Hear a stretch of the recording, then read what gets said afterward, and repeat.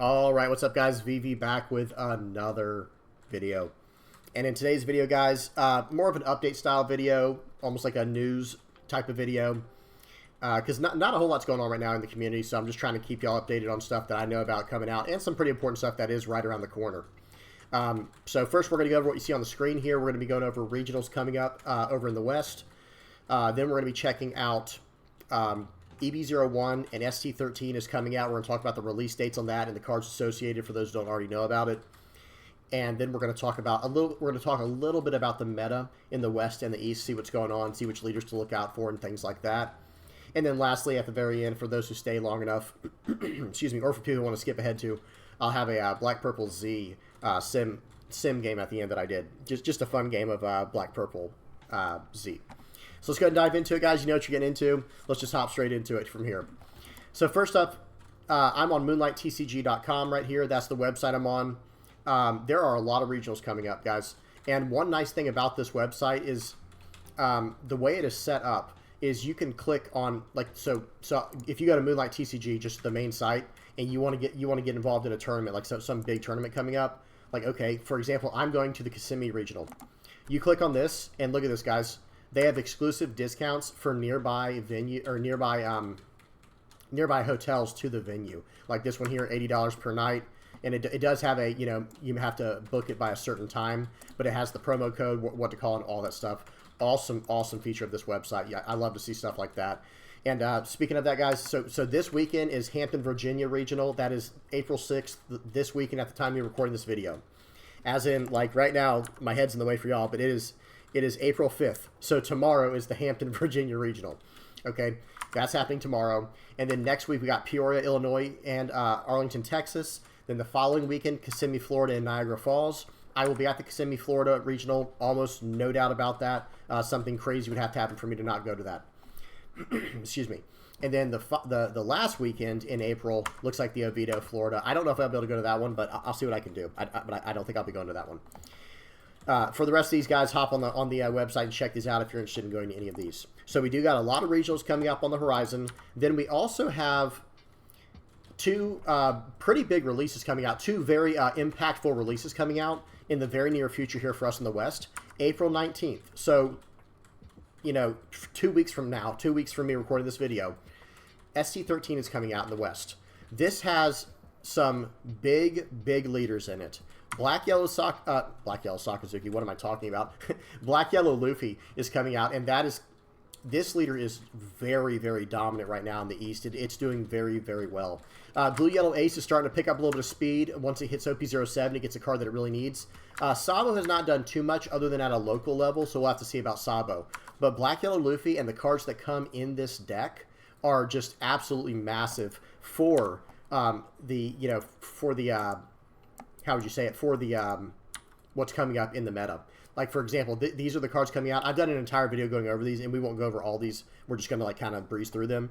But, like, a lot of these cards, they're going straight into the Black Yellow Luffy deck and the Blue Yellow Ace deck and the Red Yellow Sabo deck, to be honest. Like, they go in all of these. There's, like, these little 2-cost cards that can play out the 5-cost cards, and they're extremely powerful. They make your leader stronger and all that stuff.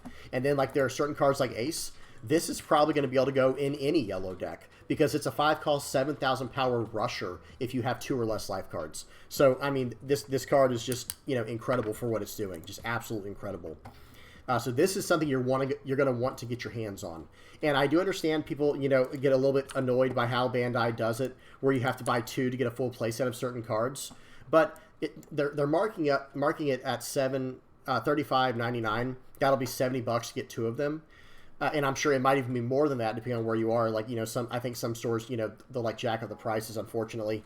But in this, one nice thing you might be able to get some of your money back on, if you're like me and you don't care about alt arts, each one of these boxes, first of all, it comes with 10 Dawn cards for your Dawn. It comes with 3 leaders and then a 50-card deck for you to play with. So if you're a new player, this is actually a great entry point to the game at $35. That will help you build towards other decks in the future. And before you go buying anything, please test things on the sim for free before you waste any money on a deck you don't want to play. Okay, just to get that out of the way. But this comes with the card case, the Dawn, and straight up 3 different leaders for you to try. and a 50 card deck to mess around with. That has cards that apply to other decks in the future that are part of the yellow color. But here's the nice part for people like me with the bonus packs. There's a bonus pack in each one that you buy. So someone like me, I'm going to buy 2 of these boxes, right? Because I have to get my full playset of the cards. Well, I'll get 2 bonus packs then, right? One for each box. And they have 3 cards that are parallel art, like this right here, that you see on the screen. This Monkey D. Luffy card, and these can be, you know, some of the leader ones will probably go for a decent amount, and like the 5-cost cards that everyone's playing, these might go for a decent amount. I have absolutely no idea. By the way, I have, you know, don't quote me on that. I'm just saying they could potentially, especially something like this Black Yellow Luffy. If you pop this, you might be able to get some of your money back. Is all I'm trying to say. Maybe not. The market might be totally oversaturated in them because of everyone buying them, but who knows, right? There might be a few chase ones like the leader cards and the 5-cost cards that people really go for. Number one, because they look amazing, and number 2, they do see play in a lot of different yellow decks, especially Black Yellow Luffy. Like I was saying, this Luffy is going to be in there to start, and same thing with Ace. Ace is going to be in there to start, so people might, you know, try to scoop these up. Okay, so that's that, and then another set that's coming out very soon is EB01. This is another set you're going to need to get your hands on, guys. May 3rd. This one's coming out in about 1 month from me recording this video. Excuse me. And this is going to have 3 new leaders in it, a bunch of like commons, rares, and then 8 super rares and 1 secret rare. Let me show you guys what's in there real quick, just a quick breeze through, because I have done a video on this. If you want to see my like my full breakdown of each one of these cards and leaders and everything, you'll have to check out my videos. I'll try to link them in the comment section below if anyone's interested. But a new red-green leader in Odin, a new blue-purple leader in Hannibal, and then a new black-yellow leader in Kairos. Some really cool stuff there, a lot of fun to be had. And there's some cards in here that are probably going to be staples moving forward. Like this Brooke card with Rebecca just has incredible synergy to start KOing things. Very, very powerful synergy here. Then there's also Flampy for yellow. This is going to be one of the best 1-cost 2K utility counters Yellow's going to have probably for a while. There's also just really good blockers in here, like Shirahoshi, just 2-cost blocker that says if this gets KO'd by effect, you gain a life. So in other words, they have to let you use this blocker or you gain a life, unless they have bottom decking. I won't get into that because you know, Sakazuki can do that pretty easily. But a lot of really cool cards in here. Some new 2K counters like for Navy. Let me go back to the front page. This new Kid and Killer card is going to be staple in pretty much any red-purple deck coming out. I think this new Chopper card is going to see play eventually, but no one's really messing with it that much just yet. This new Cavendish, outstanding. This new Kazuki Hiyori, very, very strong. Pause it if you want to read it. What else? There was one other card. This Iza is very good. And I think there's one other card I wanted to mention. That was a 2K Sanji on the last page. Oh, and then this guy for 7 Warlords of the Sea, this Edward Weevil card.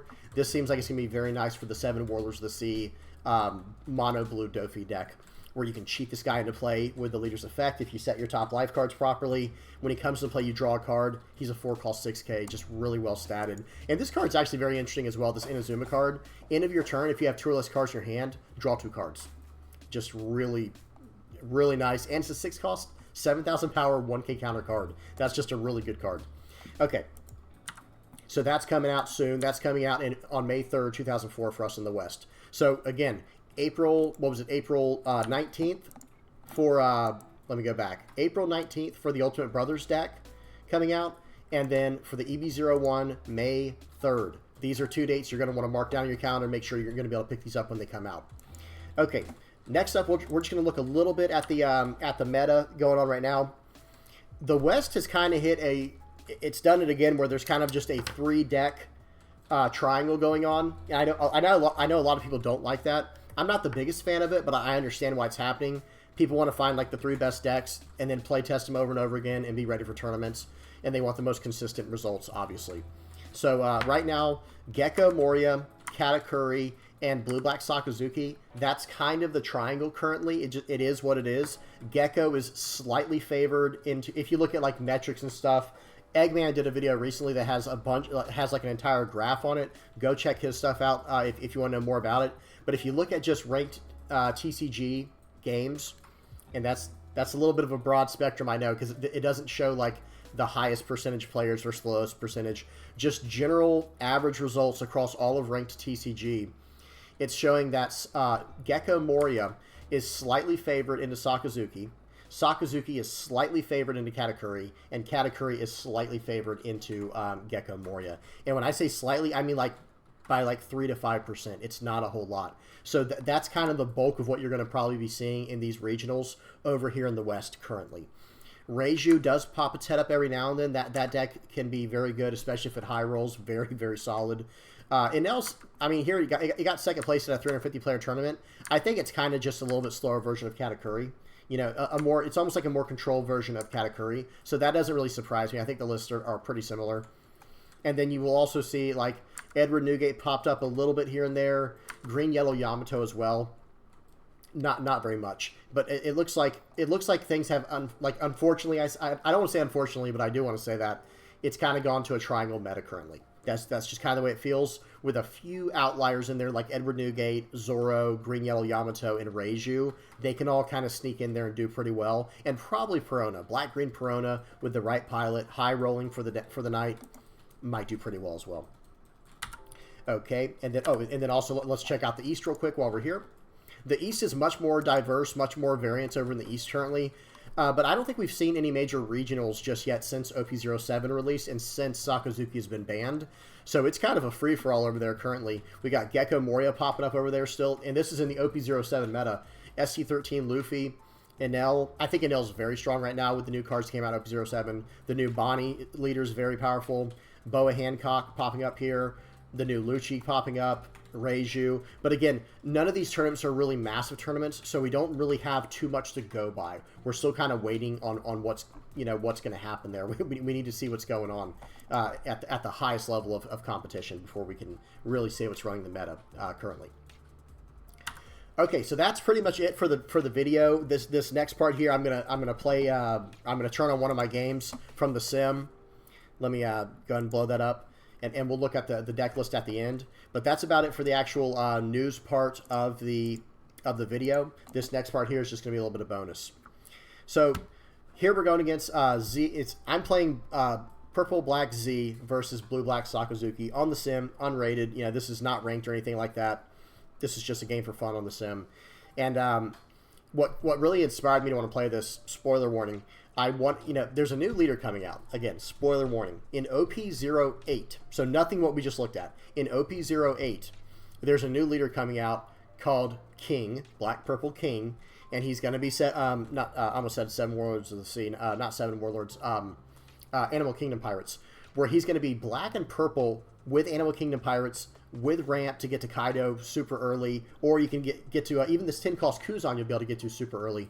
It's a leader I can't wait to get my hands on. So I started messing around with the Z list, and I've noticed a few other people have as well. So it's like, okay, people are definitely, kind of thinking about trying this, and that's what we're doing here today. Sorry guys, I've completely neglected the game here. Not much happened. Sakazuki played out Kuzan. I'm just dropping Peronas left and right to make this guy's hand size get smaller. Perona is one of those cards.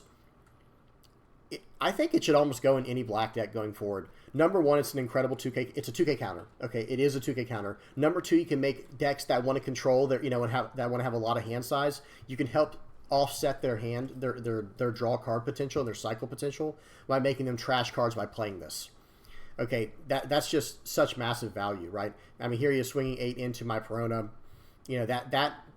Now that it worked as a 4K counter there. Y'all see that? He swung 8,000 power into my Perona. If my Perona wasn't on the board, he'd be swinging 8,000 power at my face. So that worked as like a double 2K counter, and it made him trash a card. It did so much at that point. The value was so high, right? Now here I'm going to run it into his Kuzan. So remember, so the last Perona made him trash a card and ate up an attack that would have taken 2 cards from my hand or a life. This Perona made him trash a card, and then he had to trash another card to save his Kuzan. So, I mean, this Perona is still alive, by the way. It's just the amount of value it's generating is just unbelievable. So there he hits me with the trigger from Great Erupts where I had to trash a card. So I reluctantly trashed my 10 cost Kuzan. I don't know, looking back, maybe I should have saved it. Not sure exactly, to be honest. But either way, I got some, it is what it is. I'd rather keep the 2K counters and play a little bit safer. So it looks like he's going to swing 6 into my Perona. Excuse me. So I just 2K counter out of it. And now he has to do something to get rid of it.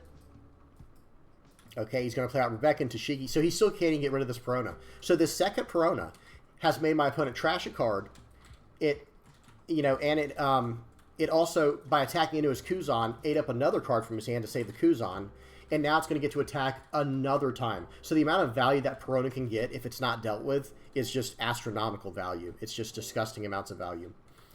Okay, so now that I have Kuzan on the board and my leader is Z, I can just run over anything he has. Because for those who don't know what Z does, Z is a leader that has Dawn -4 when attacking. So when you attack, do Dawn -4, return 4 Dawn. You'll get plus 1,000 for the turn with your leader, and you can KO a 3 or less. So now that my Kuzan is down, I can hit anything on the board. I can even hit the 8-cost Gecko Moria when I attack. Okay, so I play out a Rebecca, I get a 2k counter back to hand. So I use this effect to attack into Branu, KOing his Gecko Moria, because I want to clear out his board. As long as I can control the board, I can basically win the game, right? That's my win condition at this point, unfortunately, is just to win the game. However, notice I'm a little starved for cards right now. He has 5 cards in hand. I only have 2. My board is much more powerful than his, but you guys get the point. And here we go. Finally, he gets my last Perona there. The amount of value that those Peronas were able to get for me is honestly the only reason I'm in this game. And I didn't play them as 2k counters. I played them as, bodies that came down as a 4-cost. Okay, so now he's going to swing 6 at face. I'm going to take that even though I could have countered out because I'm trying to get my hand back up to his. I feel like I'm in a little bit of trouble now. I think this version of the deck I did not have Rob Lucci in just yet. And once I saw, like, wow, this Kuzan, if I drop a Rob Lucci right now, I can just pop both of his Rebeccas off the board and just win this game. Or, theoretically, I might not have enough Dawn to do all that because of, using the leader's interaction, or using the leader's action, but still, or the leader's effect, I guess I should say. So I gobble up some of the board there. I put down another blocker. I'm still kind of scared I'm going to lose this game because if he has, like, if I didn't put down a blocker there and he has a great eruption to get rid of my Rebecca, he could potentially win the game, just by swinging all out at me. And there's a Houndblaze right there. So if I had not played out that 5-cost blocker, I might have just lost the game there. So he's swinging 8 at face. He has 4 Dawn unrested. I'm thinking it's probably going to be a Borsellino or another Rebecca. Not sure yet. Maybe a Kuzan. I have no idea what he has in his hand. So I think the right answer here is probably to just... Honestly, I kind of want to take it. Yeah, I was going to say just take it because I think I need to go for game this turn. He has too much momentum here. I need to close the game out this turn. So let's see what he gets. Excuse me. We're just waiting on him. And he plays out Rob Lucci. There's nothing he can KO. So it's like, okay, I cannot survive another round. I do at least have 8 Dawn this turn. Or actually, do I try to survive another round? Maybe I'm wrong, guys. I could be crazy. Let's see what happens here. No, I think I just pop the blocker and get 1 Dawn back with the 5-cost kid's effect. Yeah, so swing in for 9. Okay, he does counter out of it, but there goes his entire hand. So now it's like, okay, damage control mode. I have to take out what he has on the board that I can take out because I have to survive now 1 more turn, and I have to hope that that top card he drew was not a card that can get rid of my guys.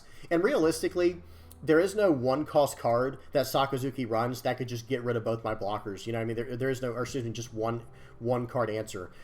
Typically, they have to, like, do minus with this effect and then attack with this effect or KO here or there. It usually takes, like, a few cards to get it done. And I knew that, right? In my mind, I do know that that's what's going on.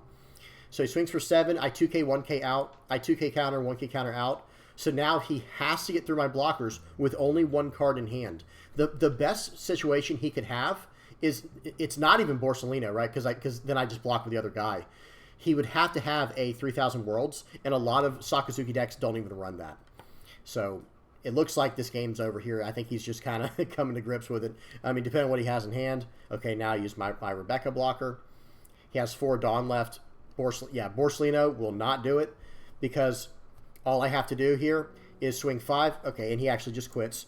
So in this situation, because he has no cards in hand, I can actually just swing 5. Because even if he blocks out with his Borsellino, excuse me, who cares? It doesn't actually matter because that attack wasn't going through anyway, right? Now I can swing for 6 with my, what's his name there? My Eustace Captain Kidd, and then I'll swing with the final attack with my my Kuzan. So yeah, that was a good game. That was a fun game. The deck feels like it's pretty strong.